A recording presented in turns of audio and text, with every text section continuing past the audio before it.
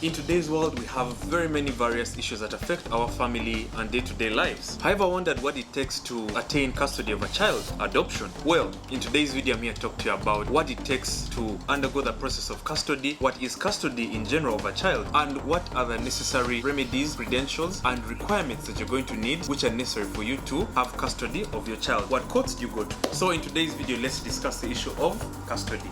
Let's go.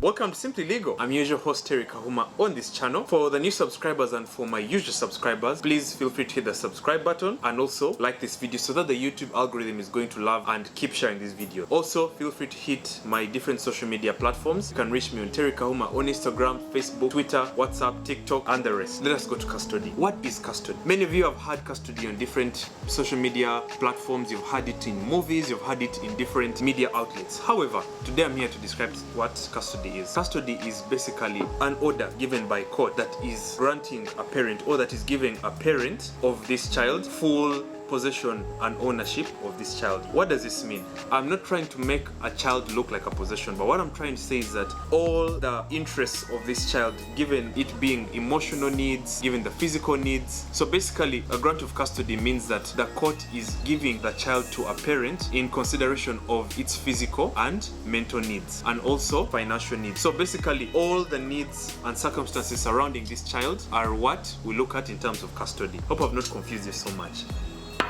I like doing this because it's part of Simply Legal and we like to make this show very creative. Therefore, when we look at issues of custody, it's quite different from adoption.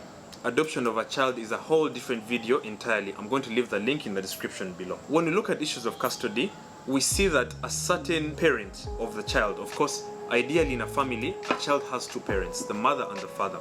In accordance with Article 34 of the Constitution, it states that a child is supposed to be raised by both his parents in consideration of all his or her physical and mental needs. So meaning that all the rights of the child and all the well-being and welfare of the child should be catered for by the parents of this child. However, this is not the case in many situations, and the Constitution, the framers of the Constitution looked at it in the sense that the child will belong to a married couple or a home. But in many cases, cohabitation or parents who are cohabiting also have children. In fact, they are the majority. Then we also have divorced parents and we also have married couples. So issues of custody do not only come in terms of divorce.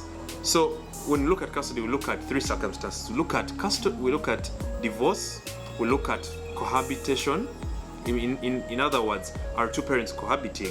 Then we also look at a normal couple. But in most cases, by the time we look at custody, either parents are splitting up and one of the other parents is trying to show court that I'm indeed the parent who can take care of this child. So, what is necessary in terms of custody? What does a court look at in terms of granting a child to a parent? Let's look at what's called the welfare principle. I know I may use many very, very legal terms, but the welfare principle is something that we can all understand. When we look at welfare means your well-being. How well is someone being taken care of? So this takes me to my next point. The welfare principle is guided under section 3, subsection 3 of the Children Amendment Act of Uganda.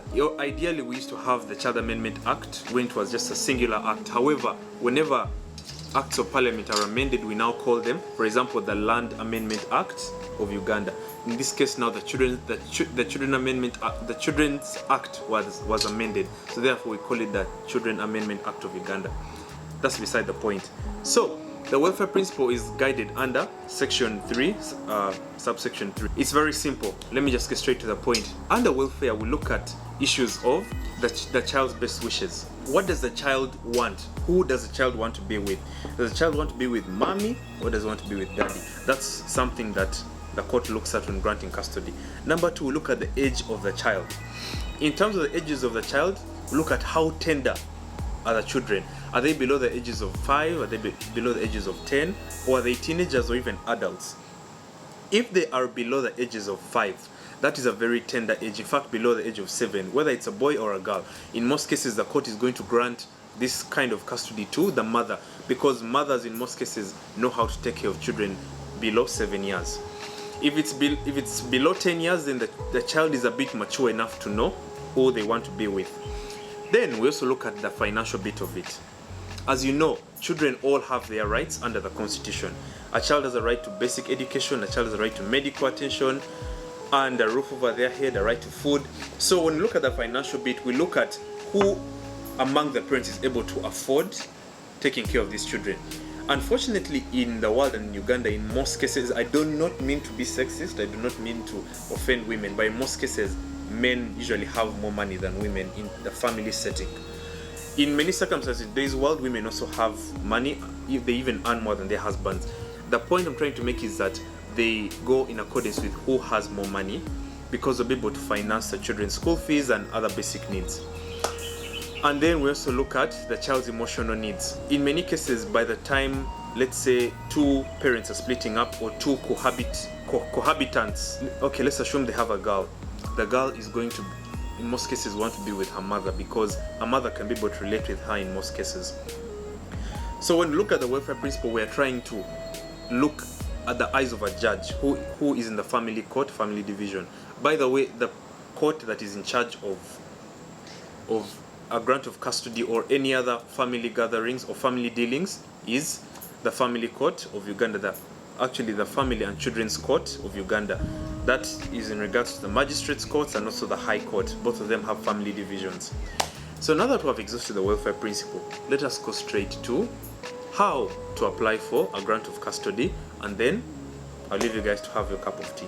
So, Simply Legal being like a courtroom, I'm going to be able to tell you in the terms of a judge's eyes as to how to apply for a grant of custody. Let's go.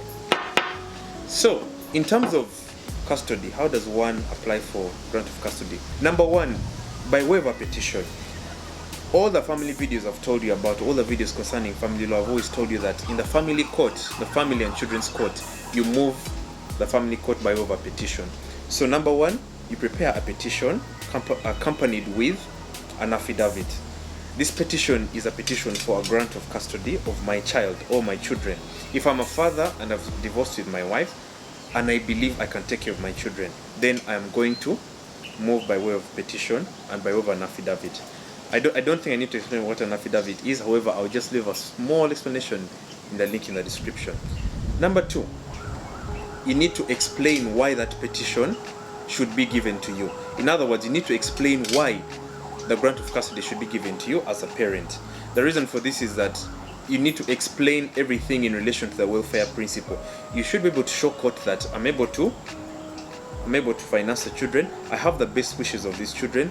In most cases, my partner has a violent way of life, and I believe it's in my best interest that the child should be, or the children should be, in my custody. Step number three, this petition should be served onto the respondent. In other words, if I am versing my ex-wife, or if I'm versing the if I'm versing the woman who gave birth to my children, she is the respondent, I'm the petitioner.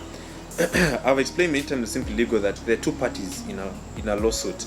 There's a plaintiff and a defendant, or in most cases in a family division, there's a petitioner and a respondent. So me being the petitioner, I am now petitioning against this person. So step number four, the moment the petition is served onto the respondent, then the court will also expect a reply from the respondent. This is in relation to an averment. Then it's important to note that the judge is not going to rush into granting an order for custody. The court is going to consider the welfare principle.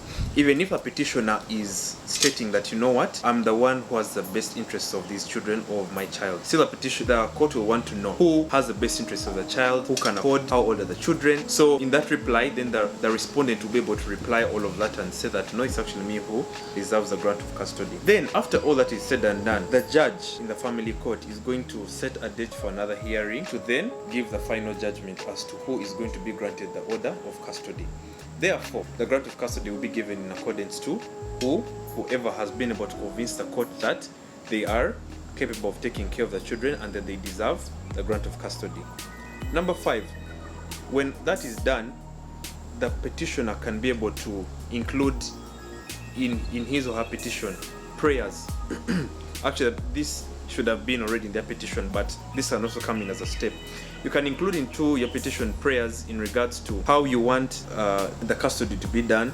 In other words, the visiting hours and all of that. Because since this child has been born by two parents or given birth by two parents, the other parent who is a respondent and who has lost the grant of custody also deserves to see their children.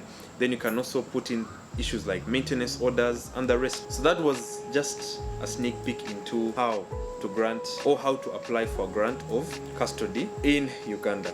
Therefore, it's important to note that you can ask for a grant of custody in any respect as a Ugandan. Either it can be when both of you were just cohabiting and now you've separated, or it can also be for couples who have just gotten married and then now they want to separate as well, in terms of the judicial separation and everything, and also divorced parents. In many cases, issues of paternity, proof of paternity also comes in to prove. Many times the fathers want to prove whether indeed these children I'm asking for custody for are my children. And yeah, these are just ways of us trying to live within the law and have the law help us. So thanks so much for listening to me, guys. I remain yours truly, Terry Kahuma, and anything more you want me to talk about in a future video, please let me know. Anything you want me to talk about, anything you would have wanted me to talk about in this particular video, please let me know. And don't forget to follow me on my social media handles. I remain yours truly, Terry Kahuma, and I'll see you next time. Bye.